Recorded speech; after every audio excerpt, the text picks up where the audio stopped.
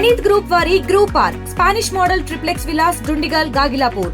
మరిన్ని వివరాలకి ఈ కింద నంబర్ని సంప్రదించండి. మాది పిఠాపురం మండలం సార్. మా పిఠాపురం మండలం గోకవాడ సార్ మాది. నా పేరు కీర్తి రాంబాబు అండి. నేను 8వ తారీఖు మధ్యాహ్నం 2 గంటలకి బయటకు వచ్చాను సార్. ఒక ఫోన్ కాల్ వచ్చిందండి. ఆ ఫోన్ కాల్ లిఫ్ట్ చేయగానే నేను గవర్నమెంట్ అధికారిని మాట్లాడుతున్నాను, మీకు అమ్మఒళ్ళు గట్రా వర్తిస్తున్నాయా, గవర్నమెంట్ వచ్చి పథకాలన్నీ వస్తున్నాయని అడిగాడండి. అడిగితే నేను ఇంత క్రితం పథకాలు బాగా వచ్చేయండి, ఇప్పుడు అమ్మఒడి రాలేదని అన్నానండి. అంటే వస్తాయి, మేము సర్వే చేస్తున్నానమ్మా అని అడిగారండి. మీ వారంటీ ఎవరని అడిగారండి. మా వారంటీ గిరగ భాగ్యలక్ష్మి అని చెప్పానండి. మీ వారంటీ గారు లైన్లో ఉన్నారు, ఒకసారి మాట్లాడతారా అని అడిగారండి. మా వారంటీ లైన్లో తీసుకున్నారండి. తీసుకుని ఆవిడ మాట్లాడిందండి. అన్నయ్య నేను భాగ్యలక్ష్మి మాట్లాడుతున్నాను అనేసి అడిగిందండి. అడిగి మా ఊళ్ళకి హౌసింగ్ లోన్లు ఇవన్నీ రాలేదండి. వాళ్ళకి హౌసింగ్ లోన్లు ఇప్పించండి అని సార్తో మాట్లాడిందండి.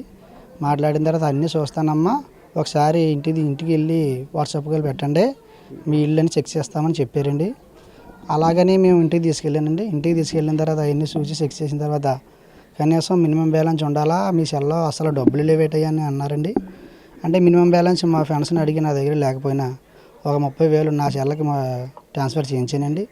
నా సెల్ నుంచి ఆయన సెల్కి ట్రాన్స్ఫర్ అయిపోతున్నాయని నేను అనుకోలేదు సార్. అలాగే 4 విడతలు కొట్టించానండి. 4 విడతలు కొట్టించేసిన తర్వాత నేను చూసుకుంటే నా అకౌంట్లో 0 కనిపిస్తుందండి. 0 కనిపించి ఆయన వెంటనే కాల్ కట్ చేశారండి. ఇప్పుడు నాకంటూ ఏ దారి లేదండి. మాది మొత్తం అమౌంట్ 35,000 ట్రాన్స్ఫర్ చేశానండి. నేను నా అకౌంట్ కొట్టుకున్నాను అన్నాను కానీ సార్, నా అకౌంట్ నుంచి ఆ అకౌంట్ ట్రాన్స్ఫర్ అయిపోతుందని నాకు తెలియలేదండి. నాకంటూ ఇప్పుడు ఏ దారి లేదండి. నా అకౌంట్లో నా ఫ్రెండ్స్ నాకు కావాలనుకుంటే నేను కావాలన్నానని అర్జెంట్ మా ఫ్రెండ్స్ ఏదో ఆపదలో ఉన్నాడనేసి వాళ్ళు నేను ఫోన్ చేయగానే మా ఫ్రెండ్స్ వేసేసారు సార్. ఒకసారి 9,000, ఒకసారి 8,500, ఒకసారి 9,000, ఒకసారి 8,500 అలా నాకు కొట్టారు సార్. అది నేను తీరా చూసుకుంటే నా అకౌంట్లో 0 కనిపిస్తుందండి.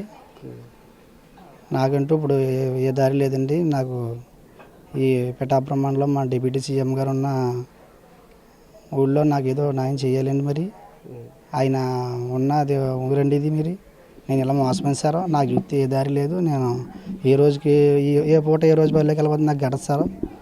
నన్ను ఏదోలాగా ఆదుకోవాలని కోరుకుంటున్నాను సార్. నేను ఇప్పుడు పోలీసులను ఆశించాను సార్. ఎస్ఐ గారి దగ్గరికి వెళ్ళి కంప్లైంట్ పెట్టానండి. నిన్న మధ్యాహ్నం డిప్యూటీ మన సిఐ గారు కూడా మాట్లాడారండి. అమ్మ ఎలా జరిగిందమ్మా రాంబాబు అని అడిగారండి. జరిగిందంతా చెప్పాను సార్. ఆ సార్ చూస్తానన్నారు. మరి నన్ను ఏదో ఆదుకుని ఏదో చేయాలి సార్ అని కోరుకుంటున్నానండి సార్.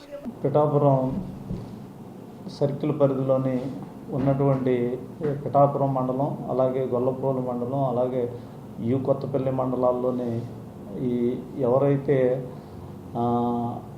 గవర్నమెంట్ పథకాలు వస్తున్నాయి, మేము అమరావతి నుంచి మాట్లాడుతున్నాము, మీకు అమ్మ ఒడి వచ్చి ఆగిపోయింది కదా, అలాగే చేయూత రావాల్సినటువంటి పథకాలు ఆగిపోయినాయి అనేటువంటి ఈ సైబర్ క్రైమ్ సంబంధించినటువంటి ఈ సైబర్ చీటింగ్ అనేటువంటిది జరుగుతూ ఉన్నది. ప్రజలందరికీ కూడా పోలీస్ వారి విజ్ఞప్తి, అలాగే మా జిల్లా ఎస్పీ గారు అయినటువంటి బిందు మాధవ్ గారు, మా ఏఎస్పీ గారు కూడా వీళ్ళందరికీ కూడా అవేర్నెస్ కల్పించుకునేటువంటి ఆదేశానుసారం కూడా మేము చెప్తున్నాం అన్నమాట. మన పిఠాపురం రూరల్ పోలీస్ స్టేషన్ లిమిట్స్లోని గోకువాడ విలేజ్లో కూడా కీర్తి రాంబాబు అనేటువంటి ఆయనకి ఒక అమరావతి నుంచి నేను ఫోన్ చేస్తున్నాను, మీకు అమ్మఒడి రావాల్సింది ఆగిపోయింది, మీ వాలంటీర్ గారు కూడా లైన్లో ఉన్నారు, మీ అకౌంట్లో డబ్బులు చాలా తక్కువగా ఉన్నాయి, నేను ఒక లింక్ పంపిస్తాను, దీనికి స్కాన్ చేసి డబ్బులు వేసినట్లయితే కనుక మీకు రావాల్సినటువంటి అమ్మఒడి అనేటువంటి పథకం వస్తుంది అనేటువంటిది చెప్పటం. ఈయన దగ్గర డబ్బులు లేకపోయినా సరే తెలుసున్నటువంటి స్నేహితుల చేత డబ్బులు వేయించుకుని మళ్ళీ వేయించినటువంటి వెంటనే కూడా ఆ లింక్ని క్లిక్ చేయటం వల్ల ఈ డబ్బులన్నీ కూడా వెళ్ళిపోవటం జరిగిందన్నమాట. అంటే ఖచ్చితంగా ప్రజలందరికీ కూడా పోలీసు వారి విజ్ఞప్తి ఏంటంటే కనుక, మీరు ఎవరు చెప్పినా కానీ ఈ మోసపూరిత మాటలు వినొద్దు.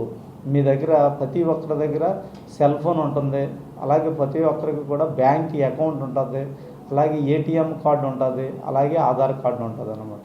మీకు గవర్నమెంట్ పథకాలు ఏదైతే అమ్మఒడి కానీ చేయూత కానీ ఏమన్నా రావాలనుకుంటే కనుక మీ దగ్గరలో ఉన్నటువంటి సచివాలయాలకు వెళ్ళాలి, సంప్రదించాలి.